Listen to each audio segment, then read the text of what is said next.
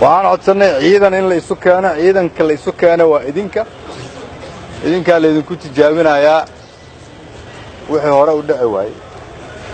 oo ah 9 maalmood kadib istaag soo aniga ma hadlayo yaa ka tirsan tahay orod bax u tag booliska hadduusan garan karin marka ra'iisul wasaaruhu hadlaayo inuu dhagaysto looma baahna inuu amniga magaalada sugo soo sidaas ma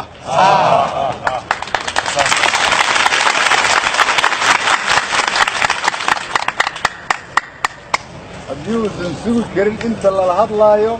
markii horaa lagu soo khaldamay halkan in la keeno waxaa ka mas-uula ciddi keentay marka hore haddaan la soo barin intaas askariba ma aha askariga waxaa la rabaa inuu meel taagnaado usan dhaqaaqin dhagaystaa waa amiirta la farayo